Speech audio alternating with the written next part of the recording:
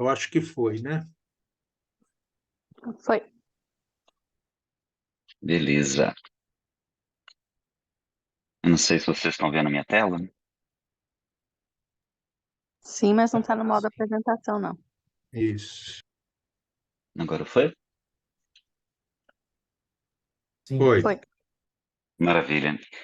Então, primeiramente, queria parabenizar o Vitor pela apresentação, o Horácio por compartilhar as impressões dele. E eu acho que esse tipo de reunião é bem interessante porque, de fato, a vida real ela é repleta de dúvidas, né? E é muito fácil a gente estudar, mas quando a gente vai para a beira do leito, né, transformar aquilo que a gente estudou em algo que funcione para o paciente é difícil, né? Então, ter as dúvidas, compartilhar as dúvidas, as impressões, eu acho que é isso que faz a gente crescer e é isso que faz a gente ser um time muito bom, né? Sempre procurar a melhoria contínua. Muito obrigado pelo convite, né? Vou falar um pouquinho sobre o manejo ultrassonográfico do choque circulatório. E talvez seja um pouquinho difícil resumir tudo em 20 minutos, mas eu vou tentar, tá bem? Então, só para a gente relembrar o conceito que todo mundo já sabe, choque circulatório acontece quando a gente tem desbalanço ou desequilíbrio entre a minha oferta de oxigênio e o consumo de oxigênio. Tá? Então, sempre que eu tenho uma oferta de oxigênio menor do que o meu consumo, ou consumo maior do que a minha oferta, eu tenho uma situação de choque circulatório. E uma das premissas mais básicas de quando a gente estuda sobre hemodinâmica é que o sangue não sabe para onde ele tem que ir, né? Ele simplesmente obedece a um gradiente pressórico. Então, eu tenho uma bomba contrátil que vai gerar um certo gradiente pressórico. Isso acontece tanto no meu leito sistêmico quanto também no leito pulmonar. E baseado nesse gradiente pressórico, o sangue vai circular, né? Obviamente, quando a gente fala sobre perfusão tecidual, talvez os valores, né, desse gradiente artério-venoso não contém tanto, mas sim a pressão pré-capilar e pós-capilar, tá? E outro ponto importante da gente citar é o fato de que a gente lida com um sistema fechado, né? Então não tem como o débito de VD ser menor do que o débito de VE, não tem como o retorno venoso ser menor do que o débito cardíaco, o débito de VE, tá? E invariavelmente a gente tem esses quatro componentes do sistema circulatório. Uma bomba contrátil que vai bombear um determinado volume circulante através de vasos de grande calibre e vasos de pequeno calibre. E sempre que eu tiver algum tipo de problema com algum desses componentes, eu vou ter um tipo específico de choque circulatório. Quando eu tiver um problema no meu volume circulante, eu vou ter um choque hipovolêmico, com dois principais representantes, sangramento e desidratação. Sempre que eu tiver um problema com minha bomba contrátil, eu vou ter um choque cardiogênico, e a gente vai dividir em ah, patologias associadas à musculatura, ao miocárdio, né, que pode ser agudo, como por exemplo um infarto, uma miocardite viral, ou crônico, como uma IC descompensada. A gente pode ter um problema de estrutura valvar, problema de frequência cardíaca, tanto TAC quanto bradiarritmia.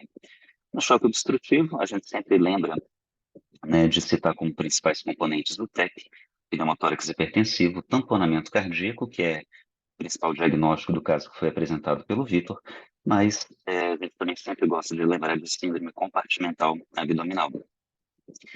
E quando a gente tem problema nos vasos de pequeno calibre, a gente vai ter choque distributivo, cujos principais representantes são séptico, anafilático, neurogênico e até mesmo insuficiência adrenal.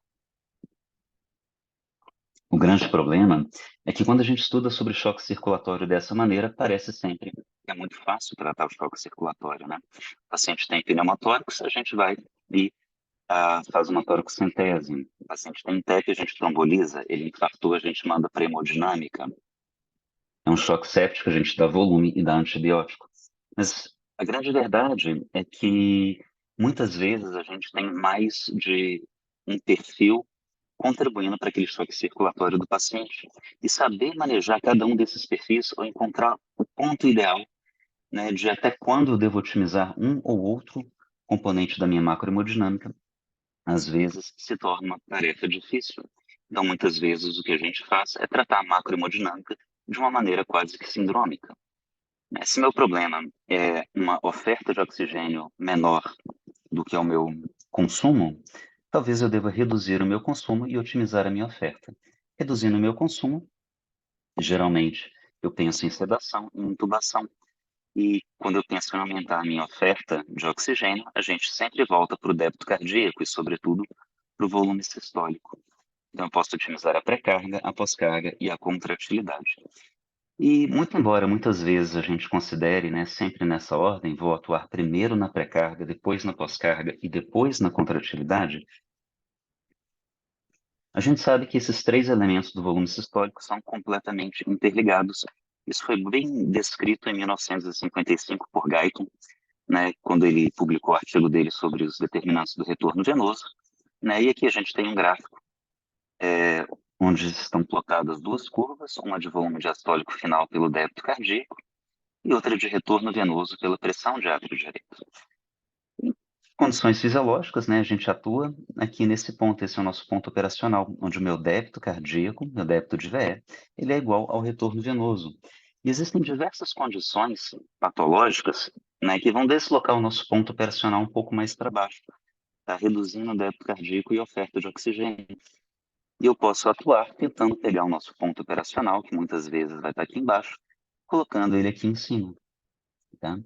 E às vezes trabalhar nesses, né, em cada um desses quesitos pode parecer uma tarefa difícil, uma tarefa tão difícil quanto mover um mundo. E aí a gente lembra, né, da grande citação do Arquimedes, né, pelo menos uma frase que é atribuída a ele, historicamente, nem tenho certeza se é exato, mas às vezes esse trabalho de mover um mundo pode ser alguma coisa simples, mais simples do que parece, desde que a gente tenha os instrumentos corretos e o conhecimento para poder fazê-lo. E é justamente essa sensação que eu tenho, e eu não sei se os residentes têm, ou qualquer outro intensivista, né, né, durante um plantão tem também, quando a gente faz uma ultrassonografia beira-leito. Porque, de fato, é uma ferramenta muito útil, já está consolidada no contexto de terapia intensiva, não somente terapia intensiva, mas todo paciente crítico, né? Sendo uma ferramenta que é capaz de fornecer uma série de informações sobre o manejo do paciente, né, que está instável do ponto de vista hemodinâmico, que está em choque circulatório. E claro que nem sempre foi assim, a gente percorre uma longa linha do tempo, desde a aquisição das primeiras imagens, aqui à esquerda, em 1950, a primeira aquisição em modo monodimensional da válvula mitral, passando pelas aquisições das primeiras imagens abdominais, revisitando um artigo de 1987, né, que foi o primeiro artigo que evidenciou, pelo menos falou sobre os benefícios da realização de um eco point of care no mesmo local onde o cuidado é prestado, que foi feito no departamento de emergência de um hospital lá em Minnesota, nos Estados Unidos. E na conclusão desse artigo, né, eles falam que a ultrassonografia se mostrou como uma ferramenta bastante útil, que economizava tempo e auxiliava muito no diagnóstico em contexto de choque circulatório. E aqui, ao longo da nossa linha do tempo, né, alguns marcos importantes. Em 1990, a gente tem a publicação do FAST, né, para diagnóstico diferencial em pacientes com trauma abdominal. E aqui eu vou citar talvez uns 4 protocolos que para mim são os meus favoritos. Eu acho que todo intensivista ou qualquer médico, né, que trabalha em terapia intensiva deveria saber, que seria o protocolo Blue, justamente para a gente poder avaliar a causa de insuficiência respiratória. O protocolo Rush, que foi publicado em 2010, que é um protocolo que a gente vai focar aqui na nossa apresentação, que seria que para mim é o melhor protocolo sobre o diagnóstico diferencial do choque, o protocolo CASA de parada cardíaca, e o protocolo VEXUS, tá, que inicialmente foi publicado como um preditor de disfunção renal para guiar a fluidoterapia em pacientes em pós-operatório de cirurgia cardíaca, mas que a gente acaba utilizando também para avaliação de congestão venosa em outros contextos, dentro da terapia intensiva. Então, falando um pouquinho do nosso protocolo RUSH. RUSH significa Rapid Ultrasound in Shock. E a ideia é que a gente consiga fazer uma avaliação ultrassonográfica estruturada e sequencial, feita no momento da apresentação do paciente ou no início do quadro de choque circulatório. Então, é uma avaliação point of care, feita pelo próprio médico que assiste o paciente, né? E através da ultrassonografia a gente tem achados para tomada de decisão. o protocolo Rush ele é mais detalhado que o FAST, tá? E a gente vai direcionar os nossos achados, né? A gente vai procurar alguns elementos específicos na imagem que a gente está adquirindo. E originalmente esse protocolo ele foi estruturado para ser desempenhado sem medidas objetivas, tá? Aqui ao longo da apresentação eu vou fugir um pouquinho do protocolo Rush, vou falar de algumas medidas objetivas, tá? Mas só queria frisar que originalmente ele é baseado em avaliações subjetivas, tá? E a gente vai dividir a nossa avaliação em 3 partes: the pump, the tank and the pipes. The pump seria o equivalente ao coração. O primeiro ponto que a gente vai avaliar vai ser o funcionamento da estrutura cardíaca. The tank seria o tanque, né? Então a gente vai traduzir como os pulmões e o abdômen. The pipes, os vasos sanguíneos, tá? Então, falando sobre o coração, a gente vai observar 3 elementos, que seria a presença de derrame pericárdico, a função subjetiva de VE e sinais de sobrecarga de VD. E aqui a gente tem todas as janelas que a gente utiliza para poder avaliar a parte cardíaca, a primeira parte do Rush. Aqui a gente tem a paraesternal eixo longo, paraesternal eixo curto. Aqui a gente tem a 4 câmaras, originalmente não foi descrita a 5ª câmara, né, o apical 5 câmaras, ele não faz parte do Rush inicialmente. E aqui a gente tem a subcostal, o subxifoide, nas incidências transversal e longitudinal. Quando a gente fala de derrame pericárdico, está aqui bem fácil da gente visualizar, né? Que inclusive foi o diagnóstico principal do caso que o Vitor apresentou. O derrame pericárdico, existem várias etiologias e o derrame não sabe para onde que ele tem que ir. Ele simplesmente se acumula nas câmaras de menor pressão. Por isso que ele vai se acumular primeiro próximo ao átrio direito, depois no ventrículo direito e depois próximo ao ventrículo esquerdo. E o grande problema do derrame pericárdico é justamente a restrição à diástole. E claro, né, o diagnóstico de derrame pericárdico, né, não vou falar tudo que já foi dito em outras aulas, é um diagnóstico clínico. Tá? Então a gente precisa ter um paciente realmente no contexto de choque circulatório, hipoperfusão, sinais de hipoperfusão sistêmica, para a gente definir que o paciente está chocado, senão ele tem apenas um derrame pericárdico sem sinais de tamponamento. Uns sinais bastante sensíveis, mas nada específicos, seria a dilatação da veia cava inferior, geralmente com diâmetro acima de 2,1 milímetros. Uma coisa que eu sempre friso, né, quando a gente vai fazer ultrassom à beira-leito, é justamente o fato de que quem tem uma incidência só não tem nenhuma incidência. Então aqui a gente vê 2 imagens, né, do mesmo paciente. Na imagem da esquerda a gente tem paraesternal, eixo longo. E a gente vê aqui uma discreta lâmina de derrame próxima aqui do VD. Aqui embaixo a gente tem uma lâmina de derrame também do lado de VE. Mas quando a gente pega a incidência subcostal, tá, a gente vê que a lâmina de derrame é bem mais importante e promove até mesmo o colapso do átrio direito do paciente. Tenho certeza que todo mundo que está vendo essa imagem nesse momento está se perguntando o que é isso daqui. Tá? Muito provavelmente é uma vegetação que está na face atrial da válvula tricúspide, tá? Mas o que eu queria mesmo mostrar é justamente a diferença no mesmo paciente em incidências distintas, tá? Então vejam sempre o mesmo aspecto de diferentes incidências.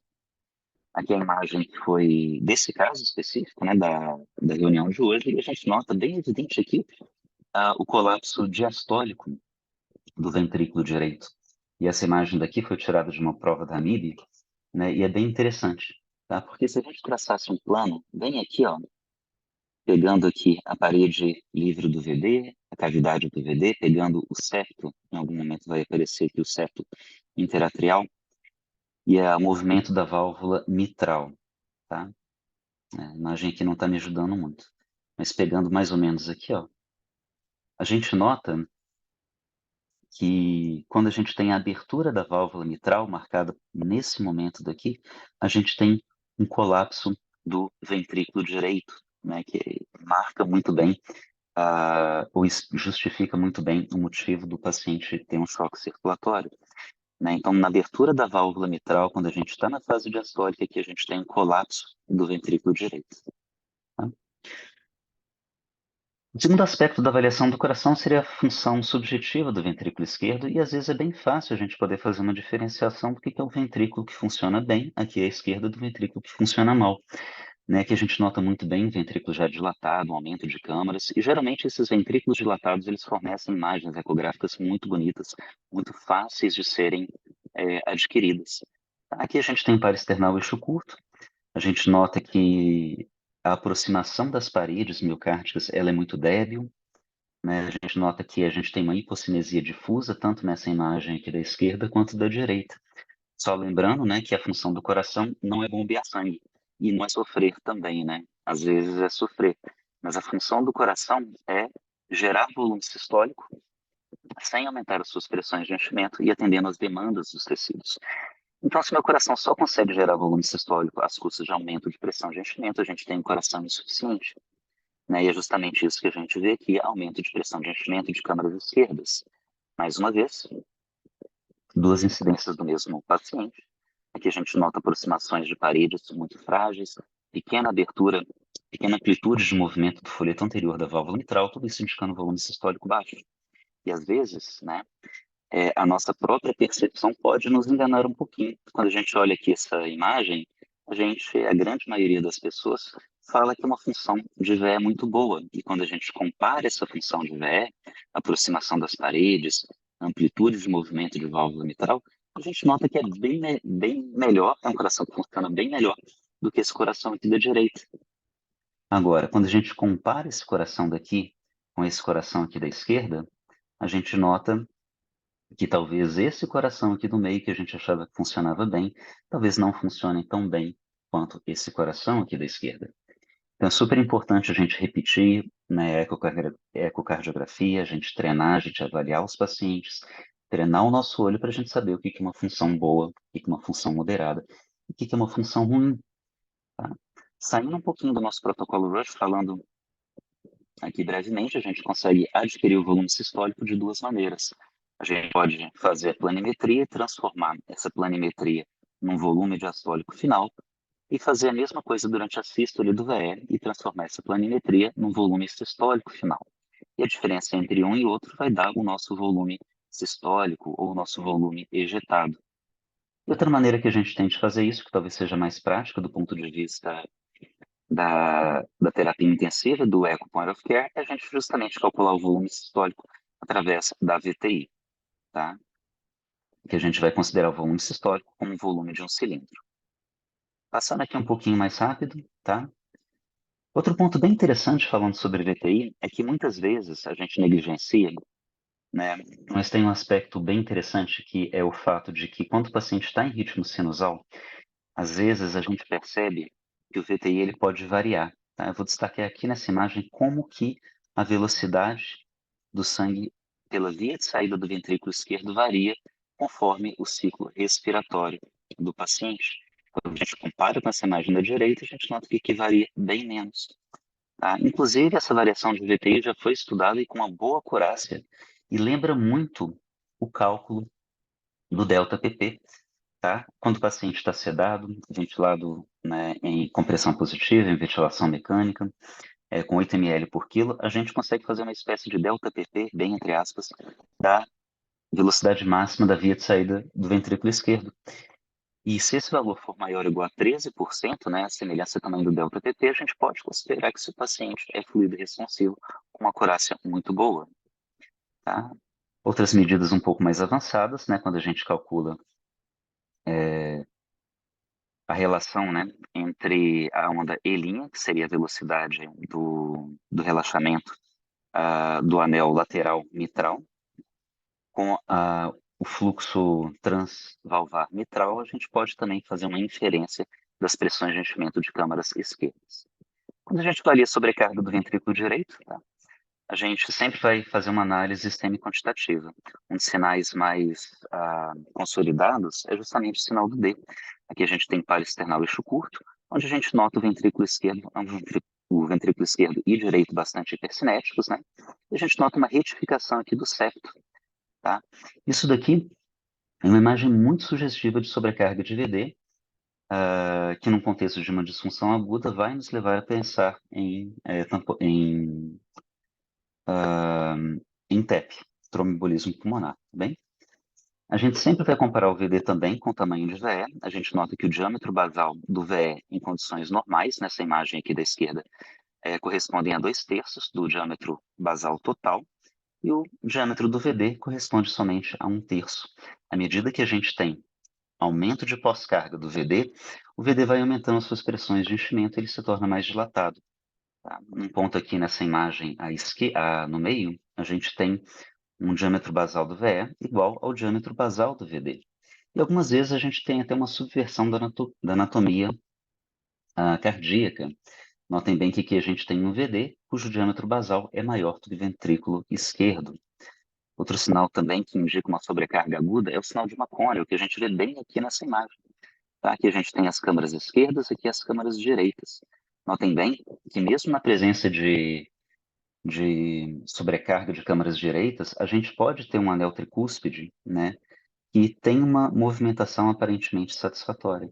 Tá? E notem bem que todas as paredes do ventrículo direito, elas são hipocinéticas, mas a gente tem a impressão que existe uma hipercinesia do ápice cardíaco. Tá? E essa aparente hipercinesia às custas de hipocinesia das demais paredes é o que a gente chama de sinal de Maconiel, que não é patognomônico de TEP, mas indica uma sobrecarga aguda de ventrículo direito. Outras maneiras que a gente tem de avaliar objetivamente seria através do TAPS, que seria a excursão sistólica no plano do anel tricúspide, ou seja, a gente vê o tanto que o anel tricúspide sobe e desce, os valores de referência são de 17 milímetros, e a variação de área fracional. Outra maneira que a gente tem de aferir as pressões de câmaras direitas seria justamente através da avaliação da pressão da velocidade máxima, né, da regurgitação tricúspide, e a gente também consegue inferir quando a gente faz a janela parasternal eixo curto, quando a gente faz a VTI da via de saída de VD, a gente consegue ter o tempo de aceleração, e um tempo de aceleração muito curto denotam pressões de enchimento de câmaras direitas também elevadas. Falando um pouquinho de pulmão e de abdômen, tá? Aqui a gente tem uma janela normal de pulmão, seria a segunda parte da nossa avaliação do protocolo RUSH, tá? Onde a gente tem as linhas as sombras acústicas das costelas, e aqui a gente tem a linha pleural e as diversas linhas as reverberadas aqui sobre o parênquima pulmonar amorfo. Tá? E um dos sinais que a gente vai procurar, né, no diagnóstico diferencial do choque, quando a gente avalia o pulmão, é justamente o pneumotórax hipertensivo, onde a gente tem a ausência do lung sliding. Tá? Claro que a ausência de lung sliding não significa especificamente pneumotórax, existe uma série de diagnósticos diferenciais, mas o que pode dar um pouco mais de valor ou de dar um pouco mais de confiabilidade para o nosso diagnóstico é quando a gente encontra o ponto P, que seria justamente o ponto de fusão da pleura visceral e parietal, tá? Onde a gente nota que, em determinado momento, a presença de lung sliding dividido no mesmo campo visual com a ausência completa de lung sliding, indicando uma zona que eu tenho separação da pleura e outra que eu tenho as pleuras fundidas. Aqui nós temos os diagnósticos diferenciais todos, né, da ausência de lung sliding. Então, a gente precisa fazer um diagnóstico diferencial com DPOC, distorção anatômica, intubação seletiva, status asmáticos, obesidade, ventilação mecânica com PIP muito elevado. Tá? Mas no contexto de choque circulatório, isso vai nos diferenciar para o diagnóstico de pneumotórax hipertensivo.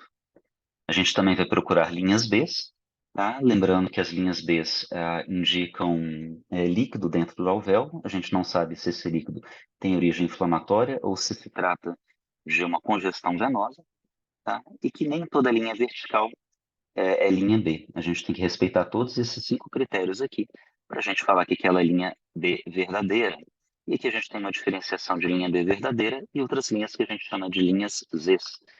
Né? Notem bem que elas não se estendem até o final do campo visual, elas não apagam, né, as linhas as, tá? E geralmente estão relacionadas a alguma rugosidade da pleura. Dentro ainda da avaliação do tanque, né, da tank, que a gente falou da pleura, agora a gente vai falar do abdômen e a gente vai falar sobre a avaliação do quadrante superior direito, quadrante superior esquerdo e suprapúbico. Cada um deles a gente vai procurar líquido livre. Tanto na pleura, tá, que a gente nota muito bem, até o sinal que é chamado sinal da barbatana. Aqui no espaço hepato-renal, normal, e a presença de líquido livre aqui. No espaço espleno-renal, um pouco mais difícil da gente visualizar, tá? Mas a gente também pesquisa a presença de líquido livre, que poderia denotar algum tipo de choque hemorrágico, e retrovesical, aqui a gente vê a bexiga repleta de líquido, né, de urina, e aqui atrás a presença de líquido livre pélvico. Algumas vezes a gente não vê nada, aqui a gente só está vendo o balonhete da sonda. Tá? Ainda dentro do The Tank, é preconizado a avaliação de turgência jugular. Então, a gente vai procurar também sinais de aumento de pressão venosa central, e a gente faz isso procurando nas jugulares. Aqui a gente nota uma jugular bastante colabada, do lado aqui da carótida, 2 exemplos aqui, tá? E quando a gente vai avaliar os canos, né, seriam os vasos sanguíneos, sobretudo do ponto de vista do leito arterial, mas também a avaliação de trombose venosa profunda. Então, é preconizado nesse protocolo a avaliação da aorta abdominal, e aqui eu trago para vocês uma avaliação da aorta abdominal na região epigástrica, quando a gente tem aqui divisão do tronco celíaco. E o ideal, né, ou pelo menos o diâmetro normal, máximo de 3 centímetros. Aqui a gente tem uma imagem mostrando um aneurisma e uma dilatação importante da aorta abdominal. A gente vai avaliar a aorta também supraumbilical, aqui a gente tem bem na emergência das artérias renais, também um diâmetro máximo de 3 centímetros. Algumas vezes a gente não consegue ver nada, a gente tem interposição gasosa, e que a gente só consegue ver linhas de reverberação, agora não da pleura, mas sim do peritônio. Tá? E finalmente a gente vai pesquisar a presença de trombose venosa profunda. E a maneira mais acurada da gente avaliar é justamente fazendo uma compressão extrínseca do vaso. A gente pode utilizar o Doppler colorido também. E aqui a gente nota uma veia colabável, aqui a gente tem a artéria, e aqui pode até parecer uma imagem estática, mas é uma imagem dinâmica, tá? Aqui a gente tem uma TVP, tá? No mesmo paciente, tá? Em pontos diferentes de avaliação, tá? E a gente tenta fazer a compressão aqui da veia, e a veia simplesmente não comprime, indicando a presença de um trombo. Tá? Aqui uma imagem que não é minha, tá? É de outro banco de imagens, e que a gente nota bem que quando a gente faz a pressão, a gente vê até uma imagem hiperecogênica, lembrando que trombos recentes muitas vezes têm a mesma ecogenicidade do sangue, tá? Então é importante a gente fazer essa compressão. Tá? Acho que está todo mundo cansado, já excedi o meu tempo, eu sei disso, tá? Mas aqui seria um achado, um resumo de todos os achados, né, de cada uma das avaliações do protocolo RUSH. Só para a gente finalizar, esse é o último slide, tá? Como é que eu faço, então, um diagnóstico de choque hipovolêmico? A gente vai procurar um coração hipercinético, uma hipercontratilidade de VE, uma redução do diâmetro das câmaras cardíacas, veia jugular e cava inferior pequenas e colabáveis, presença de líquido livre em pleura e peritônio, muitas vezes, né, ruptura ou sinais de aneurisma de aorta abdominal e dissecção aórtica. Toque cardiogênico, a gente geralmente, claro que depende da etiologia, pode ser uma disfunção valvar, obviamente, mas a principal etiologia seria miocardiopatia, né, aguda, ou uma IC descompensada, então a gente vai procurar por hipercinesia cardíaca global ou segmentar, dilatação de câmaras cardíacas em situações crônicas, engurgitamento e distensão de veia jugular e cava, presença de linhas B e presença de derrame pleural, que muitas vezes é um transudato. No choque obstrutivo, talvez seja mais fácil da gente fazer o diagnóstico, tá? Então a gente vai procurar por sinais de derrame pericárdico, pneumotórax, né, que seria a ausência de lung sliding, fazendo o diagnóstico diferencial, hipercontratilidade cardíaca, presença de TVP, dilatação ou sobrecarga de ventrículo direito, tá? Só lembrando que 40% dos TEPs a gente não consegue visualizar o trombo em membros inferiores, tá? No exame à beira-leito. E no distributivo, né? O ultrassom ele não vê a vasoplegia, mas ele pode ver, por exemplo, um VTI que está um pouco mais aumentado, indicando um aumento de débito cardíaco. Tá? A depender da fase do choque, né, que a gente está lidando, sobretudo do choque séptico, a gente pode ter uma hipercontratilidade ou hipocontratilidade cardíaca. A presença de derrame pleural, indicando um exudato, às vezes um derrame parapneumônico, ascite, às vezes no caso de uma peritonite. Tá? Beleza, turma, falei muita coisa, desculpa, era um tema bem extenso, mas agora vou passar a palavra aí para o Dr. Flávio, ou se alguém quiser fazer alguma pergunta, algum comentário, ou compartilhar alguma impressão. Muito obrigado. Obrigado, Felipe. Acho que apesar do curto tempo, você conseguiu ser conciso, objetivo, extremamente didático, como sempre, e abordar o tema como um todo. Eu acho que assim é bacana, né, já que a gente tem a oportunidade, né, de semanalmente ter o contato contigo e desenvolver essa habilidade, é, colocar em prática, né, justamente uma avaliação, digamos que protocolar, sabe, Felipe? Eu imagino que assim, quando a gente está diante de um doente com choque, a gente tem que ter o cuidado de seguir todo um roteiro para que a gente não passe desapercebido nenhum achado, sabe? Então, o Rush, por exemplo, eu acho que assim, é um protocolo bacana, né, que ele te permite uma avaliação ampla. Então, assim, quando a gente fala de avaliação ultrassonográfica do choque, a gente não vai falar só de ecocardiograma, né? Eu acho que é importante ter essa visão de que a gente precisa de uma avaliação um pouquinho mais sistêmica, que ela pode contribuir tanto para reforçar a sua hipótese diagnóstica principal, como para eventualmente trazer alguns diagnósticos diferenciais. Então, acho que isso é bem bacana, né? Sempre que possível, a gente procurar colocar isso em prática ali no nosso dia a dia. Pessoal, alguém quer fazer mais algum comentário, alguma pergunta? Vitor? Acho que nada mais, chefe. Tá. Felipe, suas palavras finais, então, que a gente já ultrapassou um pouquinho o tempo, para a gente poder encerrar. Eu acho que, como mensagem, né, eu acho que eu vou endossar o que foi dito anteriormente, né, sobre a necessidade da gente fazer um diagnóstico diferencial de choque circulatório quando o paciente mudar o seu status hemodinâmico, a gente fazer um diagnóstico diferencial. Mas é muito importante também que a gente reconheça, né, que, muito embora a ecocardiografia nos forneça informações talvez mais específicas e mais, até mesmo mais sensíveis, né, mas sobretudo mais específicas do que o exame físico tradicional, uma coisa não substitui a outra, né? Eu sempre friso na importância da gente manter um raciocínio clínico, tá? Então, o ultrassom ele vem como algo a mais. Então, é super importante a gente manter o raciocínio clínico, então revisar o mecanismo fisiopatológico é essencial,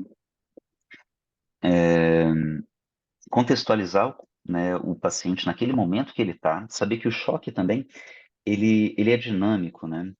Não somente hemodinâmico, ele é dinâmico porque ele pode mudar o seu perfil e o paciente pode mudar o seu contexto em cada momento, sabe? Então, a gente saber utilizar o exame físico tradicional, a contextualização clínica do paciente, utilizar o ultrassom como uma ferramenta a mais, nunca como substituta completa, tá? Mas como algo que vem acrescentar, algo que super importante também é a gente registrar isso em prontuário, tá? Não somente para não somente assim, para a gente naquele momento, mas porque é uma ferramenta também muito importante que indica que o cuidado está sendo bem prestado, né, que vão ser importantes, né, caso seja necessária a consulta do prontuário no futuro, tá? E falar para os residentes, né, que a percepção que eu tenho, né, ou pelo menos fazer um exercício com eles de que, né, lembrem como vocês estavam quando vocês chegaram na residência e pensem na familiaridade que vocês têm agora com a ultrassonografia, né? E essa curva ela vai continuar, né? Cada vez, né? Vocês se aprimorando cada vez mais e que contem comigo. E eu agradeço muito o convite, fiquei muito honrado aí de poder participar nessa apresentação. Obrigado, Felipe. A gente que agradece pela apresentação, ótimos comentários aqui para finalizar. Muito obrigado a todos que estiveram com a gente até esse horário e até o próximo mês. Um abraço e até mais. Tchau, tchau, boa noite. Tchau, tchau.